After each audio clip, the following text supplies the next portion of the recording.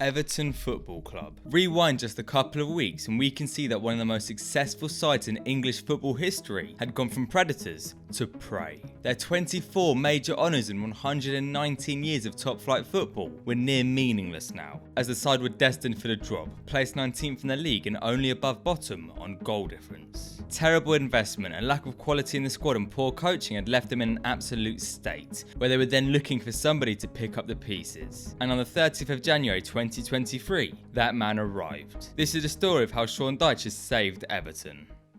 Now before I get into any tactical view, let me do a backstory on both Everton and Sean Dyche to help you grasp a bit more of what's gone on, and also because he's only been there for 3 games, there's only so much analysis you can do. Having been a solid side battling for Europe every season for a good 2 decades, the Toffees were taken over in 2016 by former Arsenal stakeholder Farhad Moshiri, and it's fair to say that this is when hit the fan. Moshiri had come in with so-called ambition, wanting to turn the side into a powerhouse, and wasn't really too fast on the commercial side of things because he wanted to build a connection to the club and fans through success on the pitch. Year after year, ridiculous amounts of money was thrown at the playing squad. However, their recruitment strategy was near non-existent, with directors being brought in and then ignored by Moshiri, who wanted to bring in managers and players that he felt like, without any real reasoning behind it. Unsurprisingly, we saw the Toffees slip further and further down the table year after year, until we got to last campaign where the club was in a full-fledged relegation scrap. Having appointed former Liverpool manager Rafa Benitez at the start of the season, years of tensions has finally spilled over, and in the blue side of Merseyside at least, Farhad Moshiri was public enemy number 1. Unsurprisingly, it would not work out for Benitez at Everton, where he'd be sacked midway through the season with the Toffees down in 16th, just a couple points above the relegation zone. Replacing him was Frank Lampard, who was able to just about keep the side up, ending in 16th, their lowest finish in 2 decades. Going into this season though, Everton had seemingly made their best business since Moshiri joined the club, with the Iranian billionaire likely having seen the backlash and taken a step back from interfering at proceedings at Goodison Park. Players like Onana and Idrissa Gueye were signed from the French league, with duo Dwight McNeil and James Tarkowski arriving from Burnley, having each spent many years playing under a certain bald manager.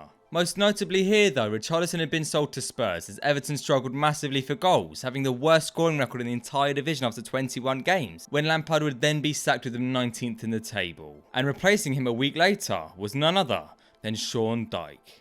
Having spent nearly a decade at Burnley, Dyche had been sacked by the Clarets in April 2022 with a side in the relegation zone. During his time at Turf Moor, he'd broken various records at the club, even guided them to a 7th place finish in 2018, only the second time the side had ever qualified for an official European tournament. Over the years, he'd overseen the development of various players who'd either come through the youth academy or had been purchased on the cheap, before they'd then go on to be sold for huge profits, allowing the side to continue the process. Whereas if we compare this to Everton, we can see the two were a world apart, with poor signing after poor signing having come to Goodison, before then being sold for cheaper, with money seemingly leaking out of the side.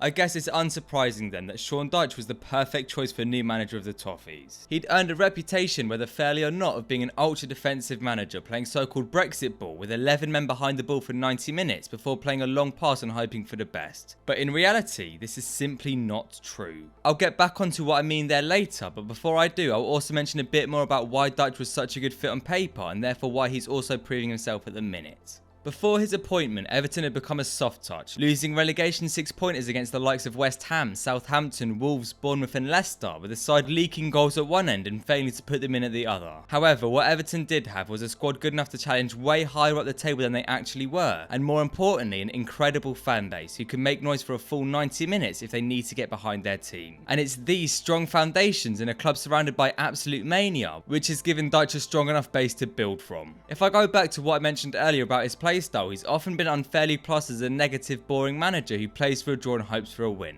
Now, as much as this is not entirely wrong, it's certainly misleading. Sure, Dyche has himself said that in certain games he wants his team to first focus on not conceding before then going for a win, but it would be wrong to say he does this for every match or even that is the sole focus of his sides. You see, Dyche is a unique manager who mixes systems in each and every game to give his sides the best shot at winning. During his time at Burnley, Dyche pretty much always used a 4-4-2 formation, something many expected him to continue into his time at Everton. However, that's not happened at all. And so rather than him being a defensive coach who sticks to one style anywhere he goes, we've seen Dyche instead draw the main principles out of his side at Burnley and bring them into Everton in a different manner. As I touched upon earlier, he had very limited resources at Turf Moor, and so playing beautiful attacking football was simply never going to be possible. In a video of Coach's Voice recently, Dyche spoke about how a large part of his reasoning behind his playstyle, and particularly the 4-4-2 formation at Burnley, was to get the most out of players he had available, the exact thing we've not been seeing for years at Everton, with managers rather choosing to stick to their system and try to force players into roles they're not suited to, or buying expensive stars to cover that role instead. Of course, this then caused huge issues, as when that manager then left the side midway through a process, they left behind a squad with no real identity, something Dyche has to change. Now, onto the actual matches. Dyche was unfortunate enough to come up against league leaders Arsenal in his first match in charge, a side unbeaten in the Prem for 5 months. To put it simply, they had no chance of winning. Never mind. Next up would be an away loss in the Merseyside derby before winning a relegation 6-pointer against Leeds, leapfrogging them in the table and climbing out of the relegation zone for the first time this year. So how on earth has Dyche actually done this? Well, if we take a look at the tactical side of things, there's one thing that's glaringly obvious, which is the formation he's been using. Rather than the 4-4-2 most were expecting to see, Dyche switched from Lampard's most commonly used 4-4-3 into a 4-5-1 for one main reason: to create a strong, compact mid-block. Now, the thought process behind this is to allow Everton to most easily defend what Dyche refers to as the V. As well as this, the mid-block system has allowed them to regain possession further up the pitch, something I'll get back onto later.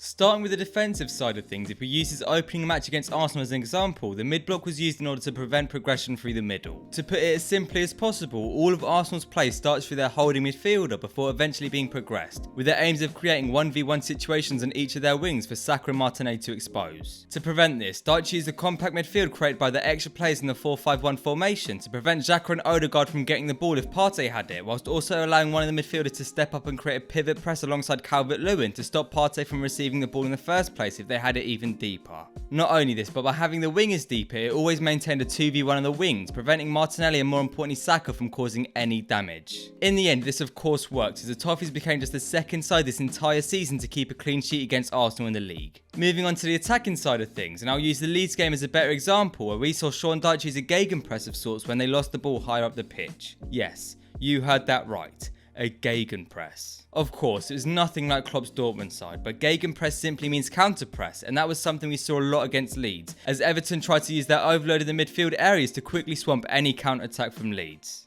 As I mentioned earlier, we often see one of the midfielders push higher and recreate the infamous 4-4-2 shape which we saw at Burnley, an example of what I meant when I spoke about Dyche bringing in some of his principles from Turf Moor but adjusting them for this Everton side. Most importantly of all though, since Dyche joined the side, this mid-block has allowed their fullbacks to make bombing runs down the inside wide channels, as there's always cover and defence due to a midfielder maintaining the same space the fullback has left. And this of course led to Coleman's winner, where we saw a run from deep before he smashed it past Melier from miles out. Rather than limiting these players to a system which may have better results with a more talented group of players, Dyche has understood his squad and its limits and altered his systems and principles to match them, which will only be successful in the long run. Look, it has only been 3 games, so we should not get ahead of ourselves. However, in that short of a time frame, Sean Dyche has completely revolutionised this Everton side, which, is put it as bluntly as possible, was dying. One final massively important thing before I get onto the outro is that if you were to open Twitter and type in this username, you should click follow, because this is actually the outro. You just got tricked into thinking it wasn't to maintain watch time.